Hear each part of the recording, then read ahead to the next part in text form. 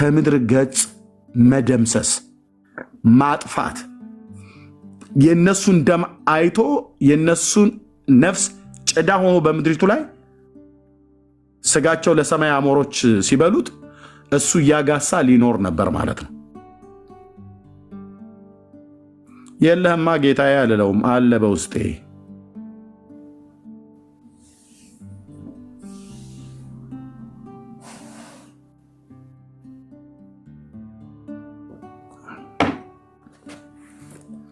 የኔ አባት ስም ይባረክ።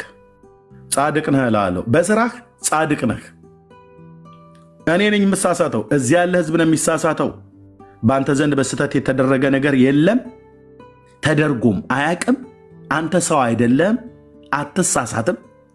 በስሜት አትናገርም፣ በችኮላ አትናገርም። ሰዎች ገፋፍተው አትናገርም። ስትናገር በጽድቅ ትናገራለህ፣ ስታደርግ በጽድቅ ታደርጋለህ። በድርጊት ውስጥ ስህተት የለም፣ በንግግር ውስጥ ስህተት የለም። የነህምያ አምላክ ጻድቅ ነህ፣ በእውነት ጻድቅ ነህ አባቴ።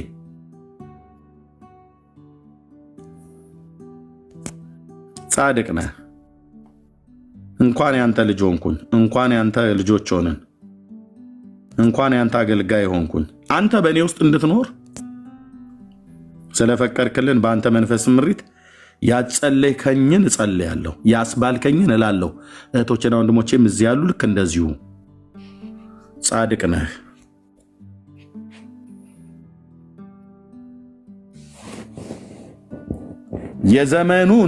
የዘመኔን ሃማ ነው ብዬ ጻፍኩትኝ። ሂዱና ፌስቡኬ ላይ እዩት። ፌስቡኬ ላይ ሂዱና እዩት። ስንት ጴንጤ ስትራገሙ ነበር አይደል? እንደውም አንዳንዶቻችሁ እንዴት ጴንጤ እንዲህ ብሎ ይጽፋል? እህትዬ እኔ በእግዚአብሔር መንፈስ ነው የምመራው። የእናንተን አላቅላችሁም፣ እናንተን አላቅም፣ የእናንተን አላቅም። ማን ነው የእኔ ፌስቡክ ላይ ሄዶ የሚከፍት? እንደ የዋዛ አይደለሁም ያልኩትን ላሳያችሁ ልፈልጌ ሳይሆን ማን ነው ፌስቡክ ላይ ሄዶ የሚከፍት የኔ ፔጅ ላይ? አለ በውስጤ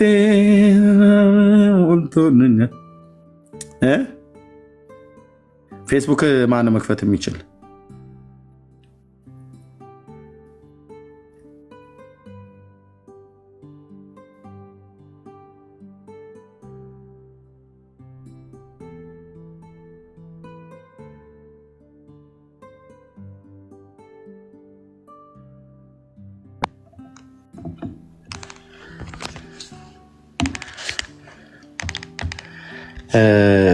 ከይቅርታ ጋር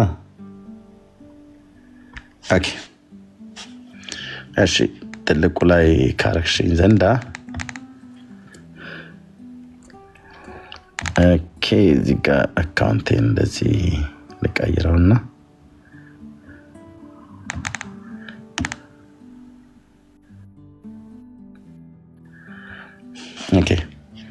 እህትየው ወይ እርሚ ያለው ትልቁ ላይ ታደርገኛለሽ? እሺ አንድ ሰው መውረድ አለበት።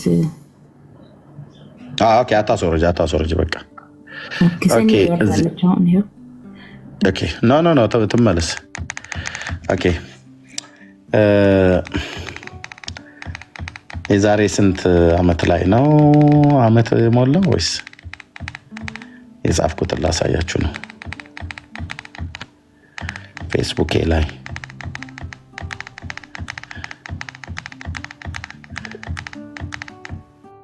ኦኬ 28 ሴፕቴምበር ማለት ነው 2024 ሴፕቴምበር 28 ፌስቡክ ላይ ምን ብዬ ጻፍኩ? የእኔ ዘመን አይሁዳዊው ኔታንያሁ በቅንፍ መርዶኪዮስ እና የሱሳው ሃማ፣ የሱሳ ግንብ ማለት እዛ ስላለ ማለት ነው። ሃማ ማለት እነ መርዶኪዎስና እነ አስቴር በነበሩበት ዘመን የአይሁድ ህዝብ እንዲደመሰስ ብሎ ያለው ሰውዬ እዛ ሀገር ነበረ የበቀለው። ወንድሞች ያሱሳ የሚባል ሃማ የሚባለው በእንጨት ሃማ ተሰቀለ ምናምን ነገር ብለን የምንለው ከቤቲ ጋር እሱ ሰውዬ እዛ ምድር ነበር ያለው። እንደዚሁ እንደ ሀያቶላው ማለት ነው። ያም አይሁድ ይደምሰስ ይጥፋ ብሎ በእነ አስቴርና በእነ መርዶኪዎስ ዘመን አይሁድን ሲያስጨንቅ የነበረ ነው። ይሄም እንደዚሁ ማለት ነው። ጌታዬ ግን ጻድቅ ነው ስልሽ እህቴ እና ምን ብዬ ጻፍኩ? ሃማም ለሚስቱ ለዞሳራ ለወዳጆቹ ሁሉ ያገኘውን ሁሉ አጫወታት። ጥበበኞችንና ሚስቱን ዞሳራንም በፊቱ መውደቅ የጀመርክለት መርዶኪዎስ ከአይሁድ ወገን የሆነ እንደሆነ በፊቱ ፈጽመህ ትወድቃለህ እንጂ አታሸንፈውም አሉት። አስቴር መጽሐፍ ምዕራፍ 6 ቁጥር 13 ማለት ነው። የእስራኤል ጠላቶች የሆኑ ሁሉ አልኩኝ እኔ ስጽፍ ቀጥዬ እንደ ህዝብ እስራኤላውያን እንዲጠፉ ቢፈርዱበትም እንዲጠፋ ያልፈረደበት የሚጠብቀው አምላክ ያለው ህዝብ ስለሆነ በራሱ እጅ እንድትጠፋ እግዚአብሔር አሳልፎ ይሰጣል። አየህ፣ ፕሮፌሲ ማለት ይሄ ነው ማለት ነው። ትንቢት ማለት ይሄ ነው ማለት ነው። ኤርሚያስ ጉራህና ቸርችርብን እንዳትሉኝ። አየኸው፣ የማንን ፎቶ አስቀምጬ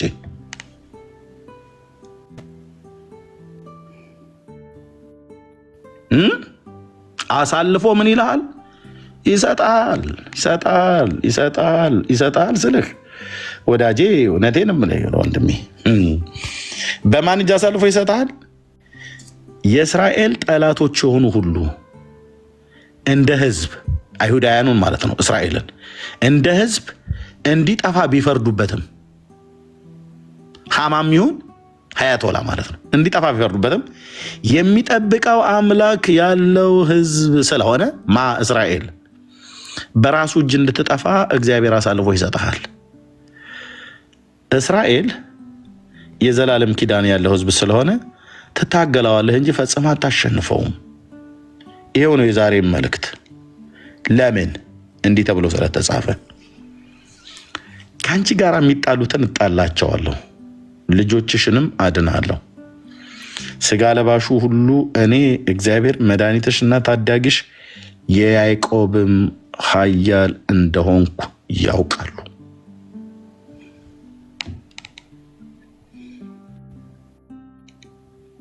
ይሄ ሁለቱ ጽዮናዊው ሊደርና አማሌቃዊው ሊደር በእኔ ቋንቋ ይሄው መርዶኪዎስ፣ ይሄው ሃማ።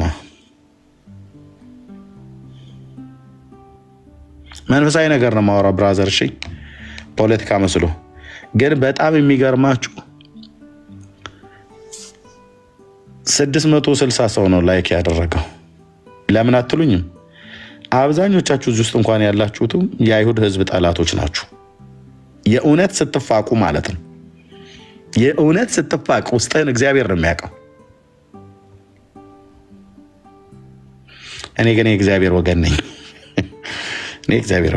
ወንድሞች እናቶች፣ ከዚህ ውስጥ ኮሜንት የሰጡትን ሰዎች የተወሰኑትን ላሳያችሁ። አንደኛው እዚህ በጻፈው ላይ ምን አለ? ኤርሚ መልእክትህ ሚዛናዊና አዲሱን ኪዳን ማዕከል ያደረገ አይደለም ማለት። የአዲሱ ኪዳን መልእክት ምንድን ነው? መዳን በኢየሱስ ክርስቶስ ነው። እኔ የኢራን ህዝብ በኢየሱስ ክርስቶስ አምኖ አይድንም አልኩኝ? አላልኩም። ለአይሁድስ ቢሆን መዳን በኢየሱስ ክርስቶስ ነው።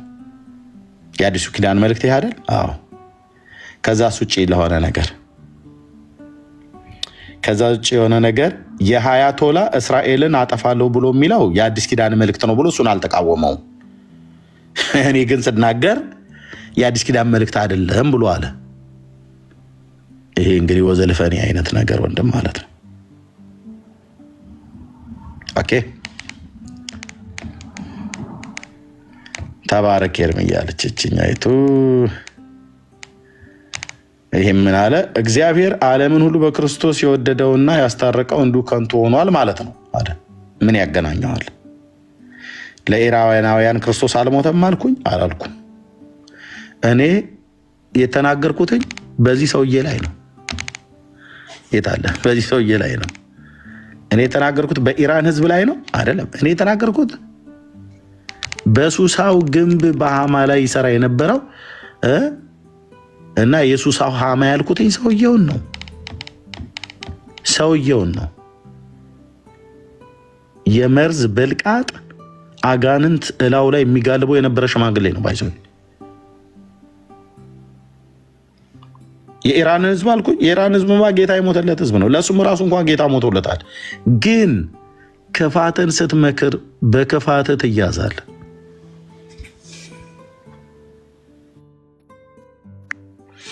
እኔ እዚህ ጋር ለምሳሌ ቆይ እዚህ ጋር አንድ የጻፍኩት አለ።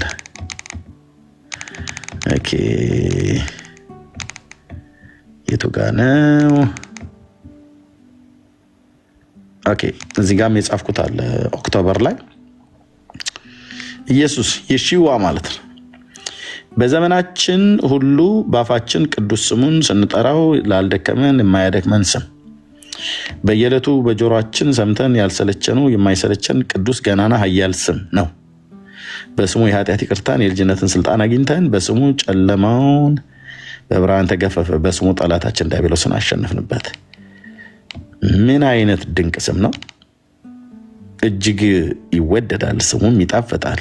ኢየሱስ ወይንም ኢየሱስ የእግዚአብሔር ልጅ የዳዊት ልጅ የይሁዳው አንበሳ አመሰግንሃለሁ ብዬ ያኔ ጻፍኩን ያለው ነው። ከእስራኤል ጋር በተገናኘ ነበር የመሰለኝ አይደለም። እዚህ ጋር አንድ የጻፍኩት ጽሁፍ ላይ ስንት ኮሜንት እንደተሰጠ ነው። ኦኬ አሁን ለምሳሌ ይታያቸው ወንድሞች እናቶች፣ እዚህ ጋር የኔና የፈለገን የዲቤት ገጽታ ይህን ይመስል ነበር ብዬ በጻፍኩት ላይ ስንት ሺህ ሰው ነው ላይክ ያደረገው?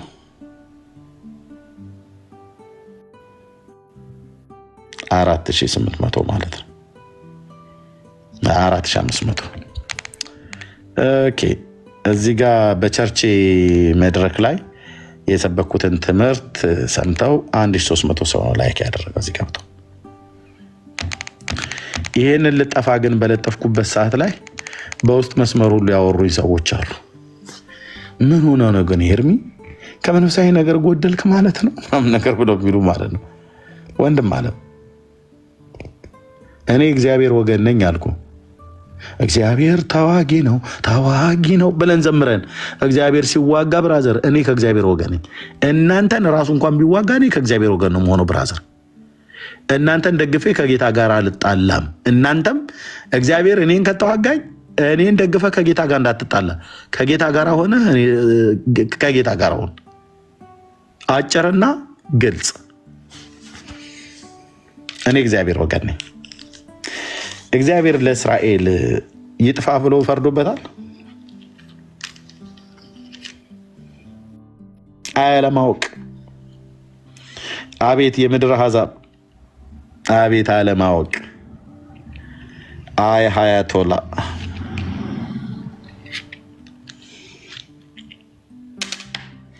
አይ አለማወቅ።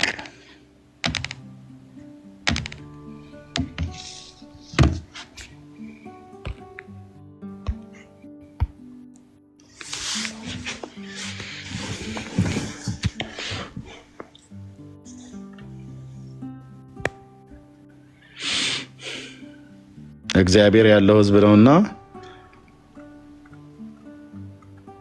አንተ እንድትጠፋ በእጁ አሳልፎ ይሰጣል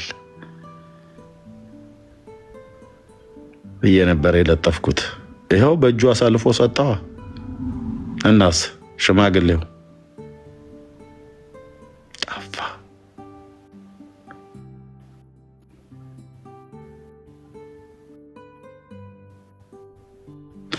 እዚያ ያላችሁ የምትሰሙኝ ወንድሞችና እህቶች ልንገራችሁ፣ በቤት ውስጥ ከጓደኞቻችሁ ጋር የትኛውን ቦታ ላይ ስትቀመጡ ባልገባችሁ ነገር እንደ ወንድም ልምከራችሁ። ወንድሞችና እህቶች ባልገባችሁ ነገር እስራኤል ትክክል ባልሆነችበት አስተያየት መስጠት ትችላላችሁ።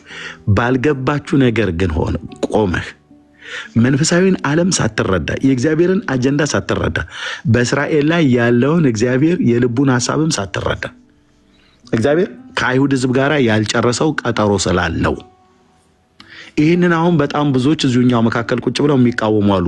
ገብተህ ግን በእውቀት ተናገር ብለህ ስትለው ብሉይ ኪዳን ላይ መጽሐፉን እንኳን መግለጥ አይችልም፣ እንኳን ክፍሉን አንስቶ ሊያወራ እግዚአብሔር ከአይሁዳውያን ጋር ቀጠሮ እንዳለው ታውቃላችሁ ወንድሞች እናቶች? ስንት ሰው ያውቃል? የሚያውቅ እስኪ 77 ቁጥር የጻፍ ከአይሁድ ጋር ቀጠሮ እንዳለው ታውቃላችሁ? ራሱ ጌታ ኢየሱስ ከአይሁድ ሕዝብ ጋር ቀጠሮ እንዳለው ታውቃላችሁ? በጌታ ስም የሚመጣ የተባረከውን እስክትሉኝ ድረስ አታዩኝም ብሏቸው ነው ሄደው። ታውቃላችሁ ወይ ቀጠሮ እንዳለ? የእውነት ታምናላችሁ? የእውነት ታውቃላችሁ? መጽሐፍ ቅዱስ እንደዛ ነው የሚናገረው። በቃ ስለዚህ ብራዘርዬ ይህንን ህዝብ እግዚአብሔር እንዲጠፋ የማንም አህዛብ ትውልድ እየተነሳ አፉንና ልጋጉን ጠርጎበት አይሁድን ከምድር ላይ ዋይፕ አረገዋለሁ ብለህ ስትል የአንተ ትውልድ ዋይፕ ይሆናል። ይኸው ሀያቶላ ከነ ልጆቹ ከነ ልጅ ልጆቹ ከባሏ ጋር ሚስት እህት ልጁ ሴት ልጁ ምናምን ነገር ያሳዝናል። እንዲህ ሲያልቁ ያሳዝናል። ዋይፕ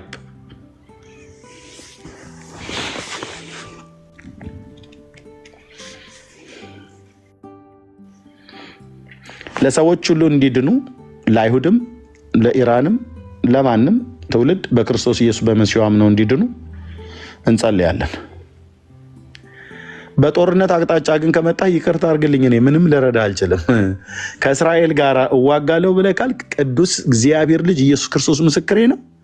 ጌታ ሆይ በስሜ የተጠራውን ሕዝብ የአብርሃምን ዘር በስጋ ወገኖች የሆኑትን አይሁዳውያንን ቀጠሮ ስላለህ ከእነሱ ጋር እመጣለሁ ብለህ ስላልክ ጌታዬ እኔም የምጠብቅህ እኔም በተስፋው ቃል የአብርሃም ልጅ ስለሆንኩ ሕዝብህን አድን ርስትህንም ባርክ ነው ብዬ የምለው።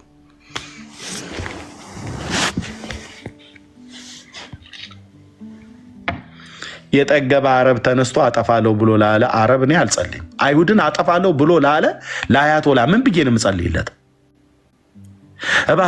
እባክህ የአይሁድን ህዝብ ሊያጠፋ ሊነሳ ነውና አያቶላ ንርዳው ብዬ እንዲህ አይነት መንፈስ እኔ ውስጥ የለም። እኔ ግብዝ መሆን አልፈልግም። ይቅርታ አድርጉልኝ። እኔ እንደዚህ አይነት ጸሎት እንዴ በሰላም እኔ በጊዜ ከሚስቴ ጋር ገብቼ አልተኛም እንዴ? ምን አስነፈረቀኝ? ሳሎን ላይ ቁጭ ብዬ ማነው ሳሎን ላይ እየተንደባለልኩ ምን ይሁንልኝ ብዬ ነው? እንግዲያው ጌታ ሆይ ሞት ተደግሶበት ጥፋት ተቀጥሮለት አንተ ከምርኮ ምድር የሰበሰብከውን ህዝብ ሊያጠፉት አሕዛብ መክረዋል። ሀያቶላ የሚባለው ሽማግሌ መክሯል። ስለማታይ አይደለም እየው፣ ስለማሰብ አይደለም ሰማኝ ብዬ ማለት ነው። እጸልይ ባለው ስል ብራዘር ሂድና አይሁድን እነካለው በል። እንባ ስላለን እንደኔ የሚያለቅሱ ወገኖች አሉ፣ ማላጆች ማለት ነው።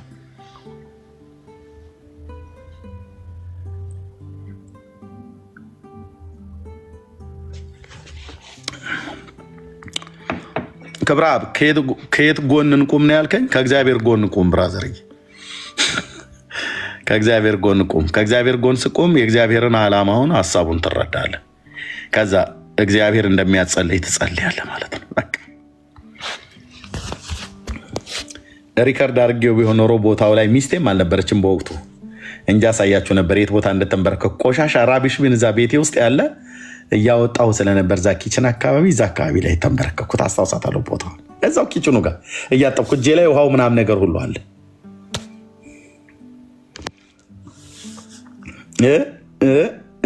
ብዬ ነው ያለቀስኩትኝ። የሰማሁት ድምፅ ሰውየው በክፉ መንፈስ እንደተናገረው በደንብ ኮንፈርሜሽን ስለነበረኝ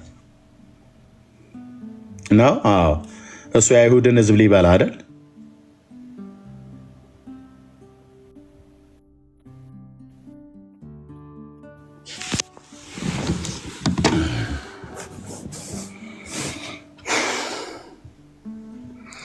እግዚአብሔር ይኸውልህ ከጥንቱም ጀምሮ አይሁድን አጠፋለሁ ብለው ያሏቸውን ሰዎች በአይሁዳውያን እጅ አሳልፎ ይሰጥና በአይሁድ እጅ ያስጠፋል። አሁን ውስጥ ያለ ሰው አንድ ሰው ተነስቶ እኔ አይሁዳውያንን አጠፋቸዋለሁ ምን አባታቸው ምናምን ነገር ያመጣሉ የፈለግከው ማለት ትችላለህ። እግዚአብሔር ግን ትዕቢትህን አይቶ ከሰማያት ምሕረትን ካላደረገ ብለህ በንስሐ ካልተመለስክ በራሱ በአንድ አይሁዳዊ እጅ እንድትጠፋ አሳልፎ ይሰጣል። በእነሱ እጅ እንድትጠፋ ነው አሳልፎ የሚሰጣል። ኤዶሚያስ የሚባለው ኤሳው የሴይር ተራራ ሰዎች እንዲሁ ነበሩ የነበሩት። ይሄን ለማወቅ ከፈለጋችሁ ሂዱና ትንቢተ አብዲው ላይ አንብቡት። እኔ የአብዲውን አምላክ ነው የማመልከው።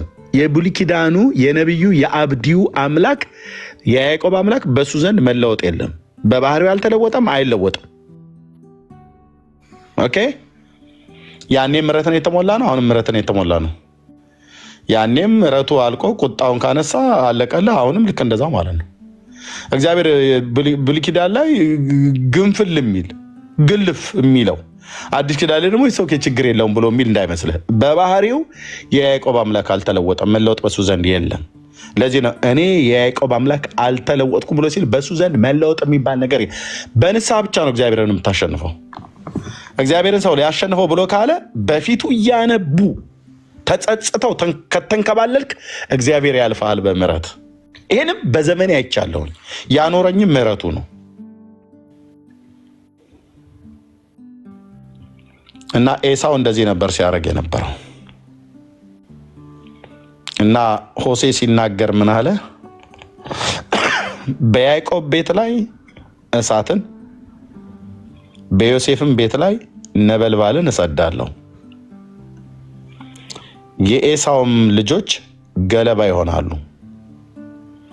ቅሬታም እስከማይገኝለት ድረስ ይበሉትማል ብሎ ሆሴ እንደተናገረው ልክ እንደዚህ ሆነ።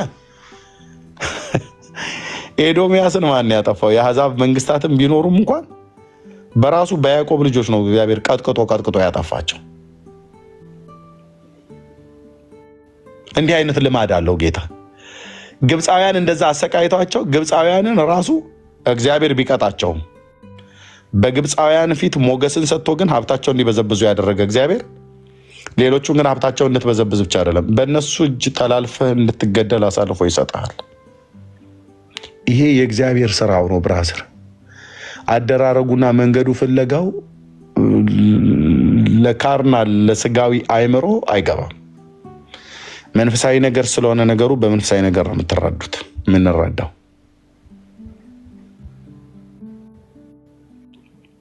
ኢራንን የመራ አይደፈርም የተባለ ሰውዬ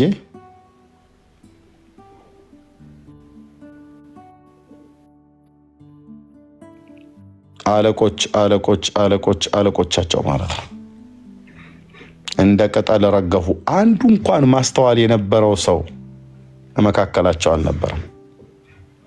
ቢኖር ኖሮ ባሰቡ ነበር። እናጠፋዋለን ብለው የሚሉት ህዝብ አምላክ ያለው አምላክ ቀጠሮ ከሱ ጋር ያደረገ በተለይ 70ኛው ሱባኤ የሚባለው ገና ያልተነካ ሙሉ ፓክድ የሆነ የ7 ዓመት ቀጠሮ አለ። ሃሎ ራሱ የአብርሃም አምላክ ከዚህ ህዝብ ጋር ቀጠሮ አለው። እነሱ ቀጠሮውን ጠብቀው ይጠባበቁታል። እሱ መጽሐፉ እንደሚለው ነው የሚሆነው።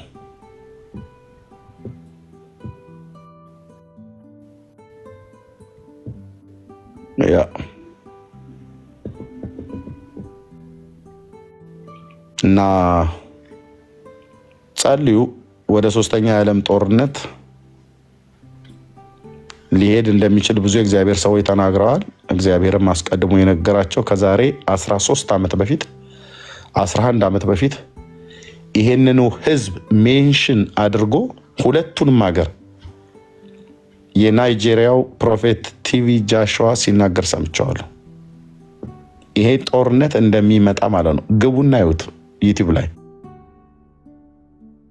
አይበለው እንጂ በዚሁ ሌሊት ተተኩሶ ቢያድር እነ ራሽያ እነ ቻይና እነ ደቡብ ኮሪያ እነ ፓኪስታን እነ ሰሜን ኮሪያ እነ ፓኪስታን ከዛ ቢገቡበት ከዚህ አብረው ሌሎቹ አውሮፓውያኑ እንዳለ እና 3ኛ የዓለም ጦርነት ማለት ነው። በረራ የለ፣ ነዳጅ የለ፣ እህል የለ። በየትኛውም ቦታ በየትኛውም አገር ሁሉ ነገር ሸዳው ነው የሚሆነው። አንድ ሀገር የሚተርፍ የለም በዚህ ጉዳይ ላይ ተዘልሎ ለመኖር ማለት ነው። የጥይቱ ወላፈን መጥቶ ባያርፍበትም በኢኮኖሚ ይደቃል። ከአንዱ ሀገር ወደ አንዱ ሀገር እንኳን አውሮፕላን በረራ አይደረግም። ሰላም ሲኖር ነው የምትበረው። መርከቦች አይንቀሳቀሱም። ሰላም ሲኖር ነው የምትንቀሳቀሰው። እና እነዚህ ነገሮች መንፈሳዊ አይደሉ ናቸው። ጌታ መንፈሳዊ ስለሆኑ አይደል ምልክቶቹ ይመጣሉ ብሎ ያለው እና ጸልዩ። በተለይ በቻይና እና በሩሲያ አቅጣጫ ያሉት ጣልቃ እንዳይገቡ እንዳይደረቡ ማለት ነው።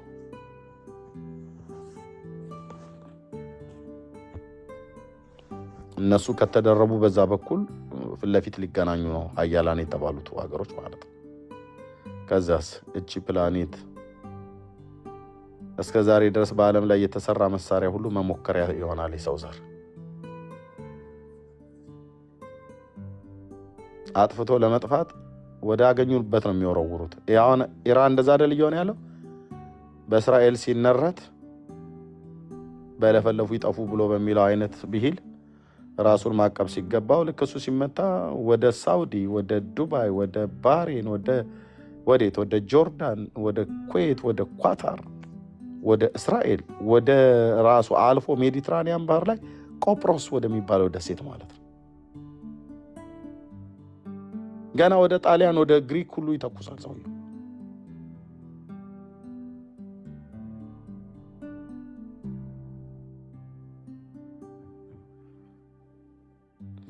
እነዚህ እኮ ይሄ እንዲህ አይነት እኮ ጦርነት ለጌታ ለኢየሱስ ክርስቶስ መምጣት በደንብ ማቴዎስ 23:24 ስታነቡት መንግስት በመንግስት ላይ ይነሳል ብሎ ያለው እኮ ነው የምታየው።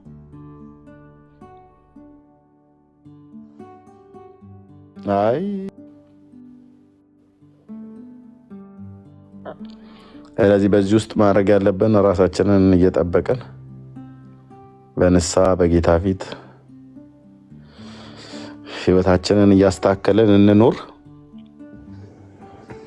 ዓለም ነገ ወዴት እንደምንሄድ አናቅም። እህት የሰንዬ እሺ ሶሪ ይኸው ሰጥቼሻለሁ። ዓለም ወዴት እንደምንሄድ አናቅም። ተኝተን ስንነቃ ምን ሊፈጠር እንደሚችል አናቅም። የምንተኛውን በክንዱ ላይ ተንተርሰን ነው፣ ስንነቃም ክንዱ ስለደገፈ ነው የምንነቃው። የአባቶቻችን አምላክ ልዑል እግዚአብሔር ባለፍንበት መንገድ የመራን አሁንም እስከ ህይወት ፍጻሜ ድረስ ጌታ እንዲረዳን ጸልዩን የምጸልያለሁ። ተባረኩ። ሰንዬ ቀጥይ። ሃሌሉያ፣ ክብር ለኢየሱስ ይሁን። ጸጋ ይብዛልህ ወንጌላዊ። እግዚአብሔርን እጅግ አድርገን ነው የምናመሰግን። በነገር ሁሉ እግዚአብሔር አይሳሳትም። በሚደርስብን ነገር ሁሉ እግዚአብሔር ጻድቅ ነው። ሰሞኑን ልቤን የጫረብኝ ጥያቄ አለ። አንደኛ ደስ ብሎኛል፣ ሁለተኛ ደግሞ ከብዶኛል እና ልጠይቅ የምፈልገው ነገር ምንድነው? ታስታውስ እንደሆነ የእያንዳንዱ ጦር የጦርነት ስያሜ የጦርነት ስም የተለያየ ነበረ። አንዳንዱ የእስራኤልን ኃያልነት የሚያሳይ፣ አንዳንዱ ምድራዊ የሆነ ስሞች ነበር የሚሰጠውና ካሁን በፊት የነበረውና ያሁኑ የጦርነት ኦፕሬሽን ስሞቹን አስተውላችሁ ታውቃላችሁ? ስሞቹን አስተውለ ከሆነ የባለፈው አንበሳው ተነሳ የሚል ነበር ያኔ አንበሳ። አሁን ደግሞ አንበሳው አገሳ ነው። አሁን ደግሞ አንበሳው አገሳ ነው እና እኔ ደስ ብሎኛል በአንድ በኩል፣ ግን በሌላኛው በኩል ደግሞ በጣም ሀሳብ ላይ ነው በቃ የወደኩኝ። ምንድነው እሱ በተለይ ፓርላማ ብቻ አይደለም የሚወስነው ይህንን ስም፣ መንፈሳዊ አባቶችም አሉ በዚህ መካከል የሚያማክሯቸው መንፈሳዊ ታላላቅ አባቶች አሉ እና ይሄ አንበሳ እኛ እንደገባን ኢየሱስ የይሁዳ አንበሳ ሞትን ድል አድርጎ የተነሳው ይሄ አንበሳ እንደሆነ ነው እኛ የምናውቀው። በክርስቶስ ኢየሱስ ያመን አንደኛ ጥያቄ ምንድነው? የጠቀሱትም እኮ እንትን አይ ቲንክ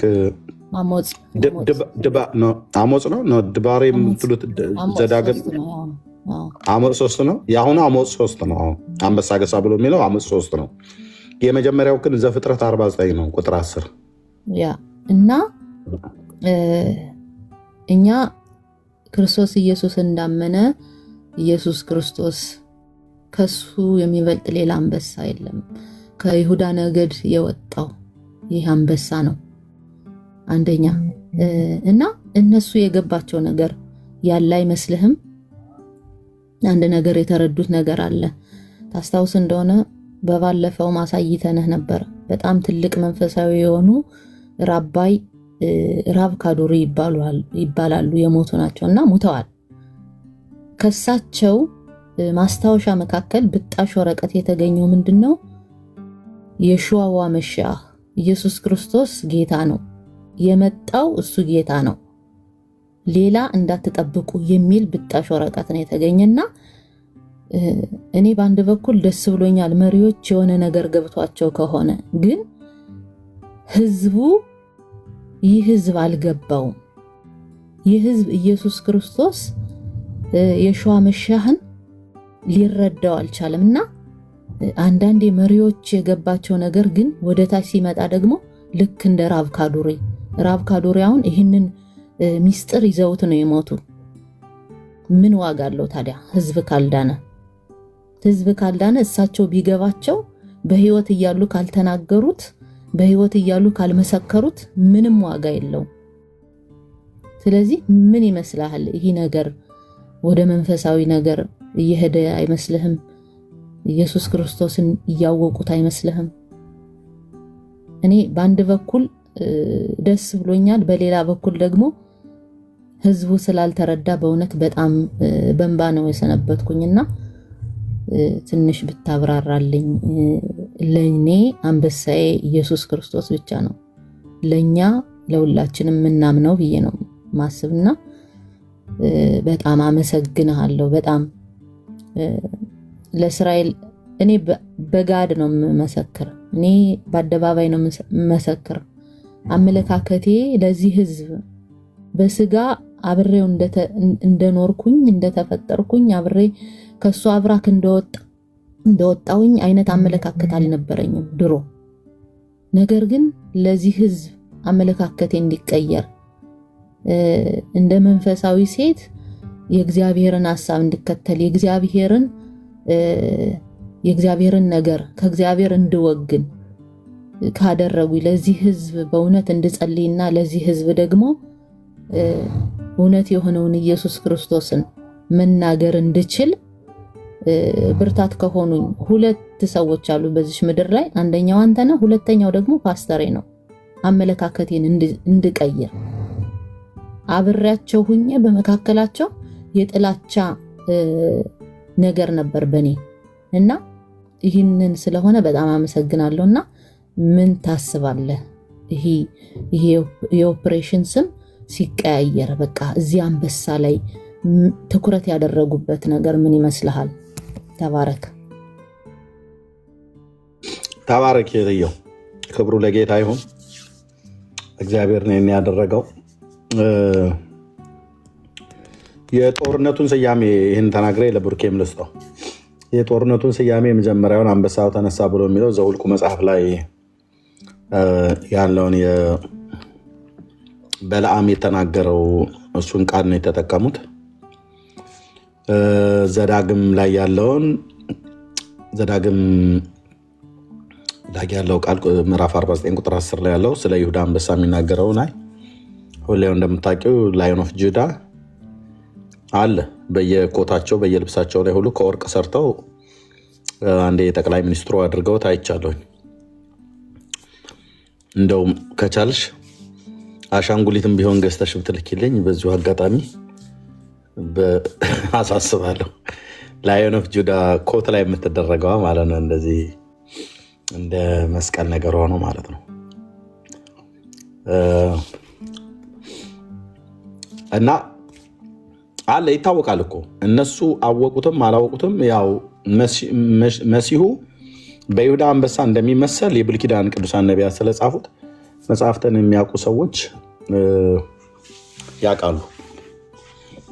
ደግሞ እያንዳንዱን ያኔም ዘኍልቍ መጽሐፍትን ኮት ያደረገው አሁንም በትንቢተ አሞጽ መጽሐፍ ላይ አንበሳ አገሳ ብሎ የሚለው አንበሳ አገሳ የማይፈራስ ማን ነው ብሎ የሚለውን የነቢዩን ቃል ነው የተናገሩት ማለት ነው። ስለዚህ በመንፈሳዊ ዓለም ትርጓሜ በብሉይ ኪዳን ነቢያት በተለይ መጽሐፍት በአዲስ ኪዳንም ሰይጣንም እንደሚያገሳ አንበሳ ተመስሏል። ግን ደግሞ የእግዚአብሔር ልጅ ኢየሱስ የይሁዳው አንበሳ ተብሎ ተመስሏል ማለት ነው። ስለዚህ ቀጥታ አሁን ያኔ አንበሳዋን ተነሳሉ፣ አሁን ደግሞ አንበሳዋ ገሳ ብለዋሉ። ይኸው ያኔም አንበሳው ተነሳ ተብሎ በሚባልበት ሳለ የተደረገውን ነገር ዓለም የተደመመው አሁንም ልክ እንደዚሁ አንበሳዋ ገሳ ብለው ሲሉ ዓለም ነው የተደመመው። ይሄ ምንም ጥያቄ የለውም ከመሲሁ ጋር የተገናኘ ነገር መሆኑ። ያ መሲህ ደግሞ ክርስቶስ ለመሆኑ መሲሁ ኢየሱስ ክርስቶስ ለመሆኑ ለእኛ ምንም ጥርጥር የለውም እህትየው። እነሱ ማን ብለው እንደዛ ብለው እንደተረጎሙ ባናቅም ግን ትክክለኛ ስያሜ ነው፣ ትክክለኛ ትርጓሜ ነው እና ከጌታ ጋር የተገናኘ መሆኑን እነሱ አይወቁት እንጂ በጌታ ድምፅ በጣም ነው ማምነው። እነሱ ባያውቁም እዋጋላቸዋለሁ ብሎ ያለው ድምፅ በዚች እህት በኩል የመጣው ድምፅ ይነዝረኛል አልኳችሁ። ሲሰማው ራሱ በጣም ደስ ይለኛል። በኢየሩሳሌም ሰማይ ላይ ነው እጅ ተዘርግቶ ያየችው። የአባቶች አምላክ ስም ይባረክ።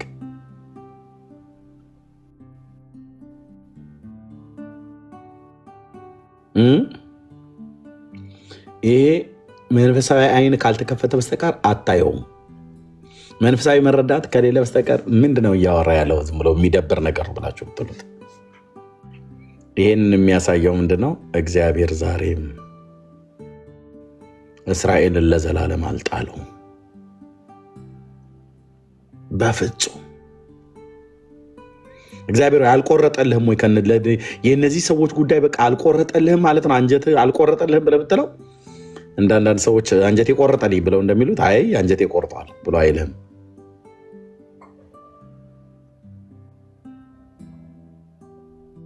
የእግዚአብሔር ዘላለማዊ ፍቅር ማለት ነውና ልክ ነሽ ያልሽው ከመንፈሳዊ ዓለም ጋር ከጌታ ከኢየሱስ ክርስቶስ ጋር የሚተረጎም ነው። ምንም ጥርጥር የለውም። መነሳቱም ማጋሳቱ ከመሲሁ ጋር በተገናኘ ነው እና ተባረኪ ወንድምነት ብርክ የሚለው ካለ መጨመር ይችላል። ሌሎችም ወንድሞች የምትሉት ካለ ማለት ነው።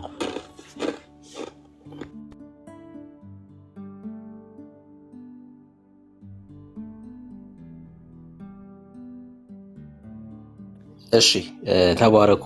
የክርስቶስ ኢየሱስ ጸጋና ሰላም ከሁላችሁ ጋር ይሁን። ያው ሰፊውን ሀሳብ አንስተከዋል።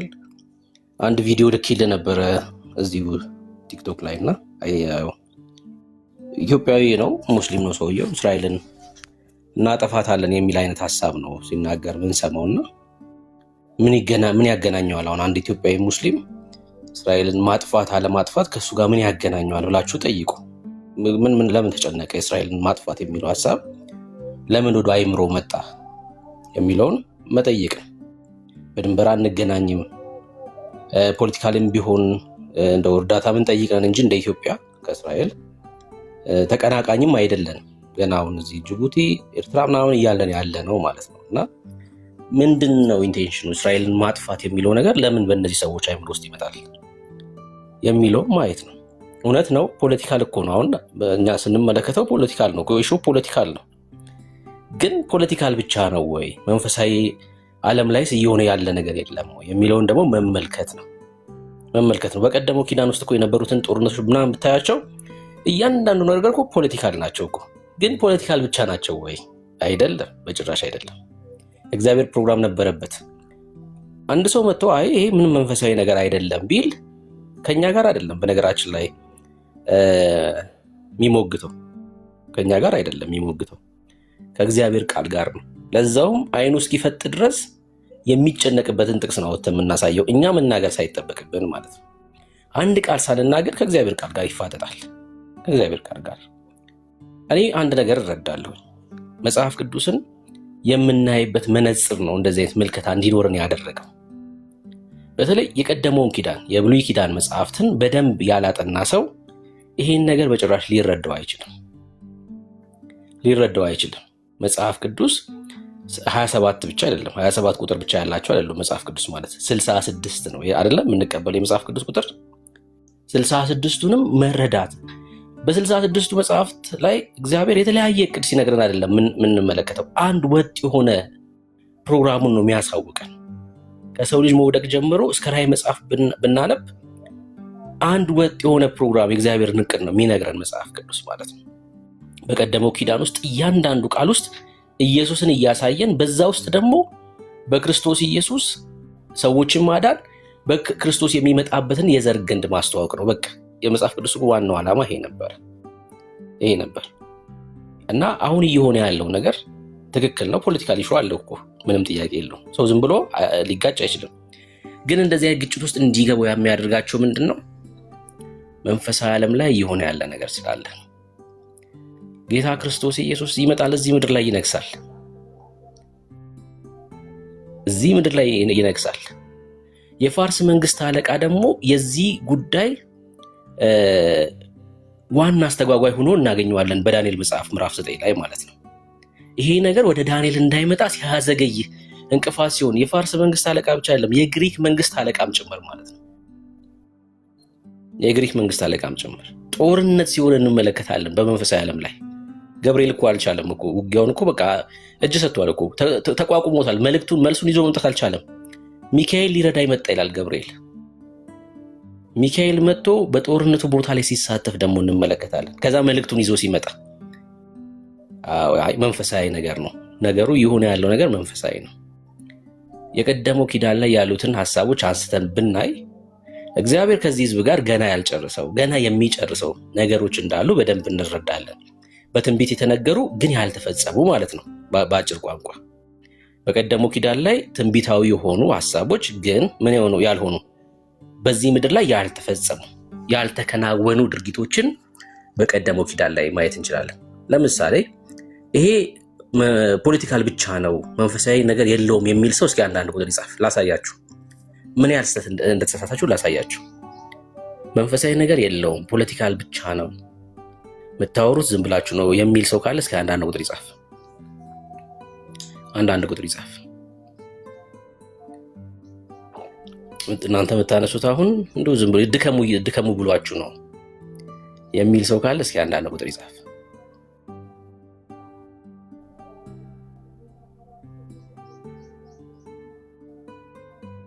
ሶ 250 ሰው አለው። ተስማምታችኋል በእኛ ሐሳብ ማለት ነው አይደል? ሁላችሁም በእኛ ሐሳብ ተስማምታችኋል። 250 ሰው ወይ ፈርቶ ነው ያልጻፈው ወይ ደግሞ ተስማምታችኋል።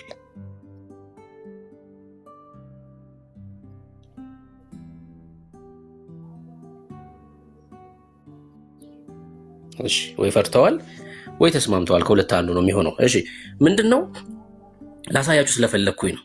አይ በቃ ምንም ፖለቲካል ብቻ ነው መንፈሳዊ ነገር ላይ ምንም እየሆነ አይደለም የምትሉ ሰዎች መጽሐፍ ቅዱስ ጥቅስ ከፍቼ ላሳያችሁ ነበር። የማትመልሱት ማለት ነው። ተኝተህም ቁመህም የሚያቃዥን ጥቅስ ነበር ማሳየክ። ተኝተህም ቁመህም አልኩህ።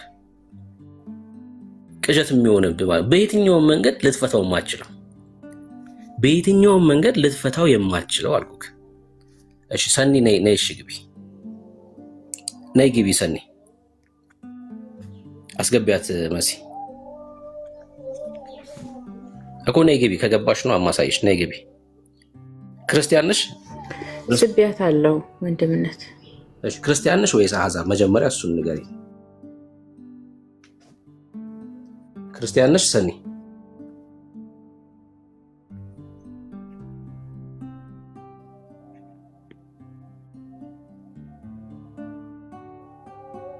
ነይ ግቢ ምገቢ ከሆነ በቃ አሳይሻለሁ እሺ እኮ ነይ ግቢ ክርስቲያን ከሆንሽ ነይ ግቢ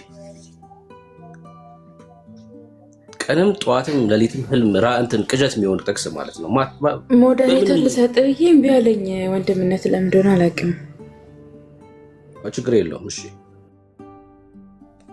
እኮ በቃ ካልገባሽ እንግዲህ ምን ልረዳሽ እችላለሁ አማኝ ከሆንሽ ነይ ግቢ በቃ ምንም ችግር የለውም ምቹ ቦታ ከሆንሽ ክርስቲያን ከሆንሽ ነይ ግቢ ምንድነው ልላችሁ የምችለው የቀደመውን ኪዳን መጽሐፍ በደንብ አጥኑ በደንብ አንብቡ በደንብ ማንበብ ይፈልጋል ከእግዚአብሔር ቃል ጋር ጊዜ ማሳለፍ ያስፈልጋል በቃ ከእግዚአብሔር ቃል ጋር ቁርኝት ይፈልጋል ማጥናት ይፈልጋል ማንበብ ማጥናት ይፈልጋል ያን ስታደርጉ መነጽራችሁ ይስተካከላል። ራሱ መነጽራችሁ ይስተካከላል፣ ትቀይሩታላችሁ። መነጽራችሁ አሁን ያላችሁ መልከታ ሲቀየር ትመለከታላችሁ፣ ሲለወጥ ትመለከታላችሁ፣ ሲለወጥ ትመለከታላችሁ። እኔ እሱ ነው ልላችሁ የምችለው። የኔም መነጽር የተስተካከለው የብሉይ ኪዳን መጽሐፍትን በሚገባ ማጥናት ከጀመርኩ በኋላ ያማረክ ከጀመርኩ በኋላ ነው። ኤርሚ ደግሞ ለዚህ ትልቅ ድርሻ አለው። በእውነት ነው የምለው፣ በእውነት እጅግ በጣም ትልቅ ድርሻ አለው። የብሉይ ኪዳን መጽሐፍትን የአዲስ ኪዳን መጽሐፍትን በደንብ ማጥናት።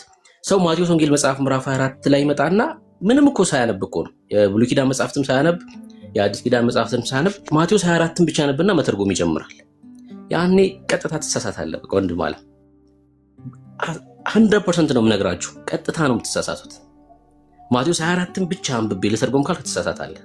ማቴዎስ 24ን ግን መጽሐፍ ቅዱስ ሐሳብ ውስጥ ከተተረጉሞ ትክክል ትተረጉመዋለህ። ትክክል አድርገህ ትተረጉመዋለህ። ለምን ትረዳዋለህ? ጌታ ምን እያለ እንደሆነ ትረዳለህ። የቀደመው ኪዳን ላይ የተነገረ ነገር ስላለ። በነቢዩ በዳንኤል የተባለው የጥፋት ርኩሰት በተቀደሰው ስፍራ ቆሞ ስታዩ አንባቢው ያስተውላል።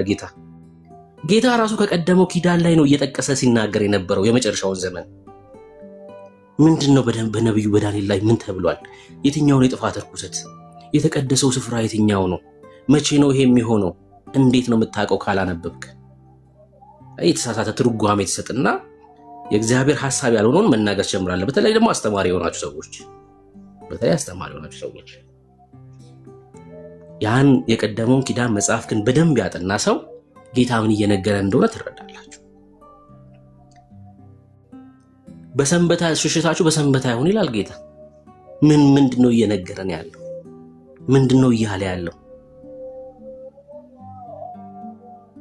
እሱን ማድረግ መቻል ነው። ያኔ ይሄን ማድረግ ስንችል መጽሐፍ ቅዱስን በአግባቡ መረዳት እንችላለን ማለት ነው።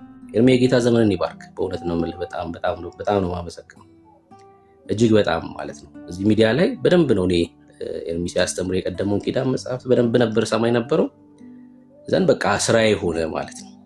ስራዬ ሆነ 39ን የብሉይ ኪዳን መጽሐፍ ማጥናት ብቻ ሳይሆን መብላት ጀመርኩኝ ማለት ነው። እኔ አሁን ማጥናት ላይ አይደለም ያለሁት፣ እየበላሁ ነው ያለሁት። ስትበሉት ደግሞ ሆዳችሁ ውስጥ ይጣፍጣል፣ ቃሉ ህይወት ይሆናል። እና እኔ መብላት ስላችሁ አንድ እብድ ሰውዬ ወረቀት ቀዶ እንደመብላት ቀዶ ሲበላ እንደነበረው አይደለም። ሕዝቅኤል እንደዛ አይደለም ያለው፣ መጽሐፉን ብላው አለኝ ይላል። ከዛ በላውት ይላል።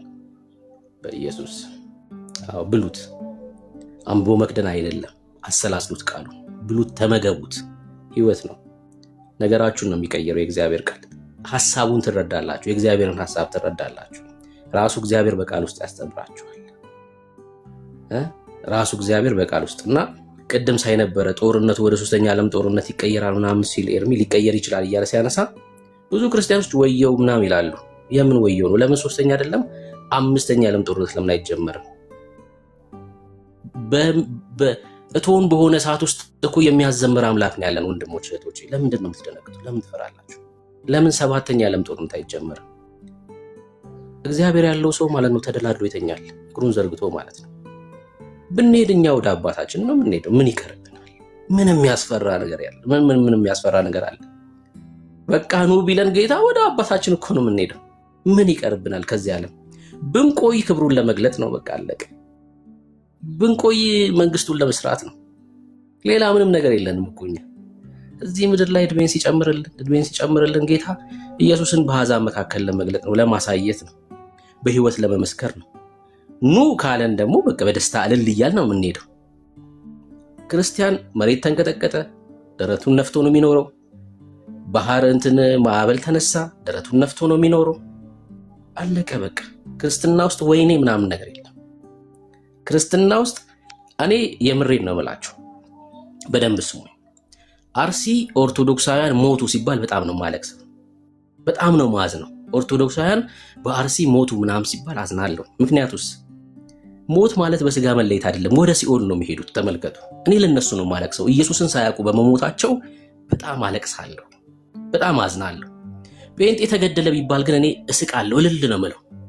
ክብራችን ነው እሱ። እኔ ጴንጤ ሞተ ሲባል በጭራሽ አላዝንም።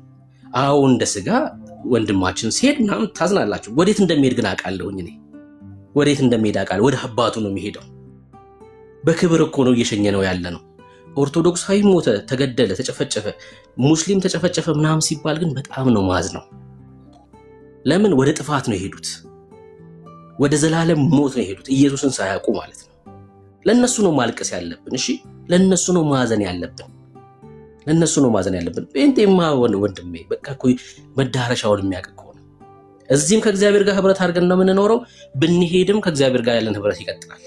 አዲስ ነገር የለውም። በቃ እዛም ህብረታችን ይቀጥላል፣ እዚህም በእግዚአብሔር መንግስት ውስጥ ነው ያለነው። ክብር ለኢየሱስ ይሁን እና ምንም የሆነ ነገር ይፈጠራል። ተረጋግታችሁ በቃ ቃሉን የሰማ ሰው ተረጋግቶ ነው የሚኖረው። ቃሉን የሰማ ሰው ቃሉን በህይወት ውስጥ ምግብ የሆነለት ሰው ተረጋግቶ ይኖራል። እና እኛ ብናለቅስ ለኢራን ሙስሊሞች ነው ማልቀስ ያለብን። ኢየሱስን ሳያውቁ ነው እየሞቱ ያሉት። አሁን እስራኤላውያን ጌታን ያልተቀበሉ ወደ ጥፋት ነው እየሄዱ ያሉት እኮ። ሰው ኢየሱስን ካልተቀበለ እስራኤላዊም ይሁን ኢራናዊም ይሁን ጥፋት ነው፣ በቃ አለቀ። ወደ ሞት ነው፣ ወደ ጥፋት ይሄዳሉ ማለት ግን እግዚአብሔር ከእስራኤል ጋር የጀመረው ጉዳይ አብቅቷል ማለት ግን አይደለም። ይሄን ነው መረዳት፣ ይሄን መለየት መቻል አለባችሁ። ስንናገር ይሄንን መለየት አለብን። አንድ እስራኤላዊ አሁን አንድ የይሁዲ እምነት ተከታይ ኢየሱስን ሳይቀበል ስለሞተ ወደ ገነት ይሄዳል እያልን አይደለም። ከእግዚአብሔር ጋር ይኖራል እያልን አይደለም። ጥፋ በቃ ሲኦል ነው የሚገባው። ምንም በቃ ልዩነት የለውም። እስራኤላዊም ሲኦል ይገባል፣ ፍልስጤማዊም ሲኦል ይገባል።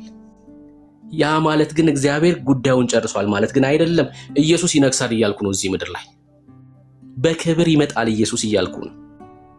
ደብረ ዘይት ተራራ ላይ እግሮቹ ይረግጣሉ እያልኩ ነው ያለሁት። እዚህ ምድር ላይ ገና ትልቅ የሆነ መንግስት አለ። አሕዛብን በብረት በትር ይገዛቸዋል ይላል ቃሉ። በብረት በትር። ክብር ለኢየሱስ ይሁን። ትልቅ የሆነ መንግስት ይቋቋማል፣ የእግዚአብሔር መንግስት። ኢየሱስ በዳዊት ዙፋን ላይ ይነግሳል። ይነግሳል ኢየሱስ። በሳሙኤል መጽሐፍ ላይ ለዳዊት የተነገረው ለዳዊት ልጅ ለሰለሞን አይደለም። በዳዊት ውስጥ እግዚአብሔር ኢየሱስን ነው ያወራል። ኢየሱስን ነው የተረከን።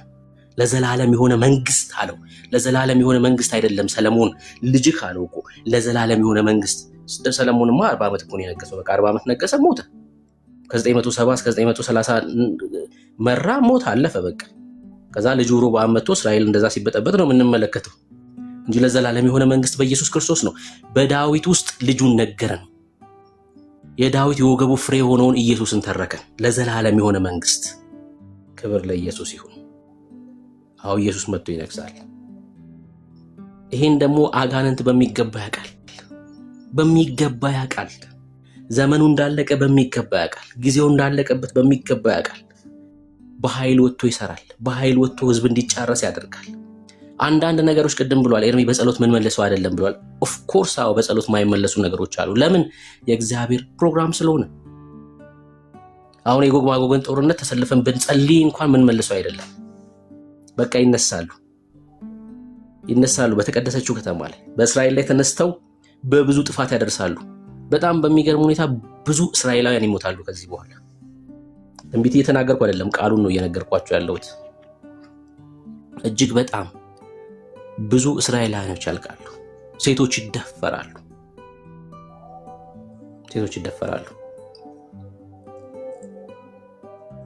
እግዚአብሔር ከቅዱሳን ሁሉ ጋር ይመጣል ይላል። ከዛ ከቅዱሳን ሁሉ ጋር ይመጣል።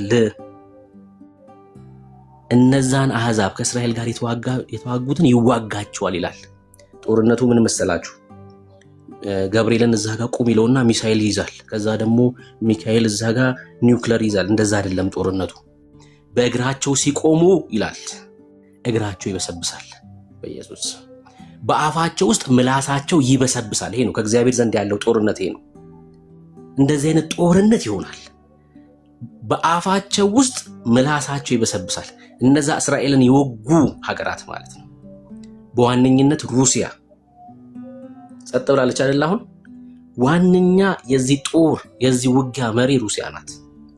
መሪዋ ደግሞ የዚህ ጦር ዋና አዛዥ ነው። ለምሳሌ በዚህ ዘመን ከሆነ ጦርነት የሚሆነው ፑቲን እንደማለት ነው። ወይ ደግሞ በዘመኑ ሩሲያን የሚመራው መሪ ማለት ነው። ጎግ የተባለው እሱ ነው። ጎግ የተባለው እሱ ነው። ወይ ደግሞ ሮሽ ማለት ነው፣ ሊደር ማለት ነው። የማጎግን ምድር ይዞ እነ ኢራንን እነ ፋርስን ማለት ነው እነ ፉጥን ሊቢያ እዚህ እና እነ ኩሽ ኢትዮጵያ ስላችሁ ኢትዮጵያ አይደለችም። እሺ ኢትዮጵያ ይላል። ኩሽ ማለት ነው ሱዳን፣ ይሄ የኛንም አካባቢ ጨምሮ ማለት ነው። በዋነኝነት የሱዳን ኪንግደም ማለት ነው። ኢትዮጵያ የሚለው ቃል መጽሐፍ ቅዱስ ላይ የለም። በቀደሙ ኪዳን ሙሴ ኢትዮጵያ ብሎ አልጻፈም፣ ኩሽ ብሎ ነው የጻፈው። እሺ ኢያሱ ኩሽ ብሎ ነው የጻፈው። እነ ዳዊት ኩሽ ብለው ነው የጻፉት። ኢትዮጵያ የሚል ቃል በቀደመው በነ ዳዊት ዘመን አልነበረም። ኩሽ ማለት ነው ይሄ ጥቁሩ ህዝብ ማለት ነው። በተለይ የኩሽ ኪንግደም የነበረው ሱዳን አካባቢ ነው። በብዙ ጊዜ ተናግሬው ያለ ይሄን ኢትዮጵያ የሚለው ቃል መጽሐፍ ቅዱሳችን ላይ የገባው የግሪክ መንግስት ዓለምን መግዛት በጀመረችበት ጊዜ ነው። የባቢሎን መንግስት ነበረ። ከዛ ፋርስና ሜዱ መጡ። ከፋርስና ሜዱ ቀጥለው ግሬት አሌክሳንደር ተነሳ። ያ በልጅነቱ የሞተው መሪ ማለት ነው። ግሬት አሌክሳንደር ግሪክን እየመራ ዓለምን ተቆጣጠረ። በ332 ዓመተ ምህረት ከክርስቶስ ልደት በፊት ማለት ነው፣ ጌታ ከመወለዱ በፊት ዓለምን በተቆጣጠሩበት ሰዓት የግሪክ ቋንቋ አዋቂዎች 70 ሊቃናት የሚባሉት ሴፕቶጀንት የሚባለው ትርጓሜ ተተረጎመ በ280 ከክርስቶስ ልደት 280 ዓመት በፊት ማለት ነው። ምን አልኳችሁ? 70 ሊቃናት የሚባለው አሁን ሴፕቶጀንት የሚባለው ትርጓሜ ማለት ነው። አሕዛቦች ናቸው፣ ክርስቲያኖች አይደሉም የተረጎሙት፣ ግን የሂብሩ ቋንቋ አዋቂዎች ናቸው። የሂብሩን ቋንቋ በሚገባ የሚያውቁ ሊቃናት ናቸው። እጅግ ቁጥሩ ብዙ የሆነ መጽሐፍትን ወደ ግሪክ ቋንቋ ተረጎሙ። 39ን አይደለም የተረጎሙት፣ በጣም ብዙ ያገኙትን መጽሐፍ ሁሉ ነው የተረጎሙት። ቀኖና አይደለም የሰሩት፣ ትርጉም ብቻ ነው። እሺ 39 ምናምን አይደለም የነሱ፣ ያገኙትን መጽሐፍ ሁሉ ነው የተረጎሙት። በጣም እጅግ በጣም ብዙ መጽሐፍ የተረጎሙት። ሲተረጉሙ ኩሽ የሚለውን ቃል ምን ብለው ተረጎሙ? ኢትዮጵያ ብለው ተረጎሙ። ምን ማለት ነው? ኢትዮጵያ ማለት በርኒንግ ፌስ፣ የተቃጠለ ፊት ማለት እኮ ነው ትርጉሙ። የተቃጠለ ፊት ማለት ነው ኢትዮጵያ ማለት። ይሄ ከሳሃራ በታች ያለው ክፍል ማለት ነው የሚወክለው። ኢትዮጵያ እያሉ ኩሽ የሚለውን ይሄ ጥቁሩን ክፍል ኢትዮጵያ እያሉ ተረጎሙ። የተቃጠለ ፊት ማለት ነው። ይህን ስምኛ ይዘን ስለቀረን ነው፣ ኢትዮጵያ የሚለውን ስምኛ ስለያዝ ነው። ኢትዮጵያ የሚል ቃል ስላገኘን አሁን ስለዛ በቀደመው ኪዳን ላይ የተነገረው እንደዛ ስለምንረዳው ነው። ምን እያልኳችሁ ነው? እየሆነ ያለው ነገር ፖለቲካል ነገር እንዳለው ብንመለከትም ግን መንፈሳዊ ነገር አለው። የእግዚአብሔር ፕሮግራም አለው። የእግዚአብሔር እቅድ አለው በዚህ ውስጥ። የእግዚአብሔር እቅድ አለ በዚህ ውስጥ። ከፊታችን እንዳልኳችሁ ነው ብዙ እልቂት አለ። ከፊታችን ትልቅ ጦርነት አለ። የማይቀር ማለት እኮ ነው፣ የማይቀር ደግሞም ጌታ ይመጣል፣ ከነዚህ አሕዛብ ጋር ይዋጋል። ከነዚህ አሕዛብ እስራኤልን ከወጉ አሕዛቦች ጋር እግዚአብሔር ራሱ ይዋጋል። ይህን እየነገርኳችሁ ያለሁት ከራሴ አይደለም። መጽሐፍ ቅዱስ ነው። ሕዝቅኤል መጽሐፍን አንብቡ፣ ዘካርያስ መጽሐፍን አንብቡ። በተለይ ሕዝቅኤል መጽሐፍ ምዕራፍ 37፣ ምዕራፍ 38፣ ምዕራፍ 39 እና ምዕራፍ 40 ማንበብ በቂ ነው አሁን የተናገርኩትን ነገር ለመረዳት። ዘካርያስ ከ12 እስከ 14 ያለውን ማንበብ በጣም በቂ ነው። አሁን የተናገርኩትን ነገር ትረዱበታላችሁ፣ ከተናገርኳቸው የመጽሐፍ ቅዱስ ጥቅሶች ማለት ነው። ቃል በቃል የተናገርኩትን ታያላችሁ። ፖለቲካል ብቻ አይደለም፣ መንፈሳዊም ፕሮግራም አለው ጦርነቱ። መንፈሳዊም ነው ጦርነቱ እንጂ ዝም ብሎ አንድ ኢትዮጵያዊ ሙስሊም እስራኤልን ማጥፋት ምናምን የሚል ነገር ሐሳብ ሊመጣም፣ እኔ አሁን ኢራንን ማጥፋት ምናምን የሚል ነገር ሐሳብ ውስጥ ሊመጣ አይችልም በጭራሽ። አሁን ጴንጤ ነኝ፣ ኢትዮጵያዊ ነኝ። ኢራን እንድጠፋ ምናምን እንዴት እንደዛ ላለሁ? ምን ያገናኘናል? እንዲድኑ ነው እንደው ምኞቴ። ኢራናውያን እንዲድኑ በክርስቶስ ኢየሱስ ሆነው እንዲያመልጡ ነው ጸሎቴ፣ ምኞቴ። አንድ ፍልስጤማዊ እንዲሞት አይደለም የምፈልገው እኔ። በክርስቶስ ኢየሱስ አምኖ ካለበት ጥፋት እንዲድን ነው ጸሎቴ። አንድ ሙስሊም ግን ብትመለከቱት እስራኤል ትጥፋ ነው ሲል የምታዩት ከመሆን ኖርማል አይደለም እኮ። እስልምና ትክክል እንኳን ቢሆን ወደ እስልምና እስራኤላውያን እንዲመጡ ነው ምኞቱ ሊሆን የሚገባው ማለት ነው። እንዲጠፉ ሳይሆን መመኘት ያለበት ወደ እስልምና እንዲመጡ ነው። እንደዛ አይደለም ጉዳዩ። ፖሰስድ የሚደረጉት በአጋንንት ስለሆነ ማጥፋት ነው አላማቸው፣ እቅዳቸው ማጥፋት ነው። ማጥፋት ነው ፕሮግራማቸው። እኛ ግን ፍልስጤምም ይሁን የትኛውም የአረብ ሀገር የትኛውም እስልምና ተከታይ እንዲጠፋ አንፈልግም በጭራሽ። ለምን ይጠፋሉ? እንዲድኑልን ነው የምንፈልገው። ጸሎታችን እሱ ነው። በጣም ነው የምንወዳቸው። ኢየሱስ ክርስቶስ ሞቶላቸዋል እኮ። እጅግ በጣም ነው የምንወዳቸው።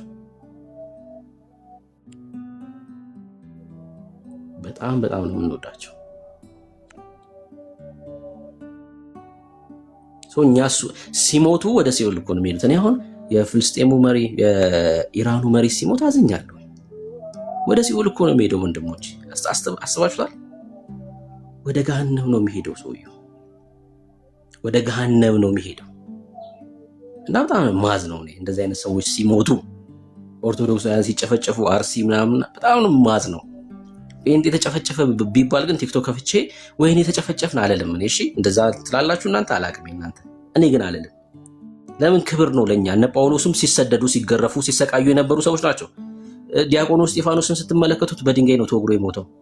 ዲያቆኑ እስጢፋኖስ በድንጋይ ተወግሮ ሞተ ብሎ ያለቀሰ ሐዋርያ የለም። ክብር ነው ለኛ፣ እሱ ክብር ነው። በቃ አለቀ። አግኝተን ነው ኢየሱስ እያልን መገደል አግኝተን ነው። ክብራችን ነው እሱ ለኛ። አናለቅስም፣ በሚዲያም አናለቅስም፣ ወተንም ምሪ አንልም። ክብር ነው ለኛ። መጥተው ቢገድሉን ኢየሱስ እያልን ኧረ እድለኞች ነን በጣም። አናለቅስም። ለኦርቶዶክሳውያን ግን እናለቅሳለን፣ ለሙስሊሞች እናለቅሳለን፣ ዋቂ ፈታ ምናምን እናለቅሳለን። በኢየሱስ ላልሆነ ሁሉ እናለቅሳለን። ጥፋት ስለሆነ ከፊታቸው የሚጠብቀው ሲኦል ገሃነም ስለሆነ የሚጠብቃቸው ማብለጥ ስላልቻሉ ማለት ነው። እና ይሄ ነው። ጌታ ዘመናችሁን ይባርክ። አንፈራም እኛ። ምድር ለምን ዛሬ ድብልቅልቋ ለምን አይወጣም? ለምን ድብልቅልቋ ለምን አይወጣም? ዘምሩ ዝም ብላችሁ የምትሰሙት ነገር ይሄ ከዓለም የምትሰሙት ነገር አይረብሻችሁ። እናንተ ዓለምን አይደለም መስማት ያለባችሁ፣ አምላካችሁን ስሙ። ሚዲያውን እንዳታምኑ፣ ጌታን ስሙ። ጌታ ምንድን ነው እያላችሁ ያለው? ጌታን አዳምጡት። እግዚአብሔር ምንድን ነው ለእናንተ እያለ ያለው? እግዚአብሔር እያወራችሁ ካልሆነ እግዚአብሔር እንዲያወራችሁ በእግዚአብሔር ፊት ሁኑ። ሚዲያውማ ብዙ ነው የሚለው። ነገ በሆነ ቦታ መሬት መንቀጥቀጥ ይሆናል ይልሃል። መልካም ነገር አይነግርህም ሚዲያው። እግዚአብሔር ስማ። እግዚአብሔርስ በሞት ጥላ መካከል እንኳን ብሄድ ሞትን አልፈራ። አለቀ። በሞት ጥላ መካከል ይኸውላችሁ ዳንኤል መጽሐፍ ምዕራፍ 3 ላይ እነዛ 3 ወጣቶች እኮ የተጣሉበት እሳት ነው። ማረጋገጫ ትፈልጋላችሁ እሳት መሆኑ? አይ እሳት አይደለም የሚል ሰው ካለ የጣሏቸው ሰዎች፣ ወደ እሳቱ የጣሏቸው ሰዎች በወላፈኑ ሙተዋል። ይገላል ማለት ነው። እሺ ያን የጻፈልን የእግዚአብሔር መንፈስ ያን የነገረን እሳቱ አይ የሚገላ አይደለም ሲሙሌሽን ነው ምናምን እንዳትል ነው። እሺ ወይ ደግሞ ኢሉዥን ነገር ነው እንዳትል። የጣሏቸው ሰዎች በእሳቱ ወላፈን ሙተዋል። እነሱስ ዘምረዋል። ለምንድን ነው እሳት ውስጥ የዘመሩት? በቃ ይሄን ነው ማወቅ ያለብን። ለምንድን ነው እሳት ውስጥ ሆነው? እሳቱ እኮ የታሰሩበትን ሰንሰለት እኮ በጥሷል። የፀጉራቸውን ዘለላ ግን መንካት አልቻለም። የታሰሩበትን ሰንሰለት የበጠሰ እሳት ፀጉራቸውን ግን ለመድፈር አቅም አልነበረው። እግዚአብሔር ከነርሱ ጋር ነበር። በእግዚአብሔር ላይ የነበራቸው እምነት እግዚአብሔር ከምንም እንደሚያስመልጣቸው እርግጠኞች ነበሩ። ዳንኤል እኮ አትጸልይ ተባለ። ከዚህ በኋላ ጸሎት እንዳትጸልይ። አይ እኔ ወደ አምላኬማ መጸለይን አላቆምም አለ። አይ ማታቆም ከሆነማ ምናምን ብለው ወደ ተራቡ አንበሶች ጉድጓድ ጣሉት ዳንኤልን እና ተከደነ። ጠዋት ያው ተበልቷል ምናምን ብለው ነው እንግዲህ ተበልቶ ነው የምናገኘው ብሎ ጣሉት። ዳንኤል ወንድማችን አንበሳውን ተንተርሶ አነጋ። በቃ አለቀ። ወደ ተራባ አንበሳ ተጥለ እንኳን በሰላም ተኝተህ ታድራለህ። እግዚአብሔር ካንተ ጋር ከሆነ ከእግዚአብሔር ስሙ። በቃ አለቀ። ጴንጤ ከእግዚአብሔር ነው የሚሰማው። የምታዩትን አትመኑ፣ የምትመለከቱትን አትመኑ፣ የምትሰሙትን አትከተሉ። እሱን እግዚአብሔር ምንድነው በእኔ ላይ ያለው ሐሳብ? እግዚአብሔር ምንድነው እያለኝ ያለው? እሱ ነው ክርስቲያን የሚያደርገው። እሱ ነው የሚሰማኝ። በእርጋታ ይቀመጣል አለ እግዚአብሔር። እግዚአብሔርን ከሰማችሁት በእርጋታ ትቀመጣላችሁ። ዓለም ድብልቅልቋ ሊወጣ ነው፣ መንገድ እንደዚህ ሊዘጋ ነው። ይዘጋ። በእኔ ላይ ግን የሚዘጋ ነገር የለም። ክብር ለኢየሱስ ይሁን። በእኔ ላይ የሚዘጋ ነገር እግዚአብሔር ይሄን ብሎኛል። አለቀ። በቃ አለቀ። ክርስቲያን ከእግዚአብሔር ነው የሚሰማው። ክርስቲያን እግዚአብሔር ምንድነው እያለኝ ያለው የሚለውን ነው። ቃሉን ደግሞ ማንበብ ነው። ቃሉን ስናነብ ቃሉ በውስጣችን እምነት ይፈጥራል።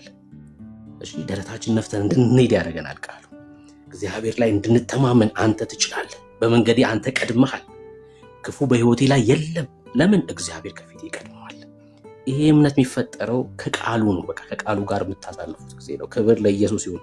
እጅግ በጣም ነው የምወዳችሁ። ተባረኩ።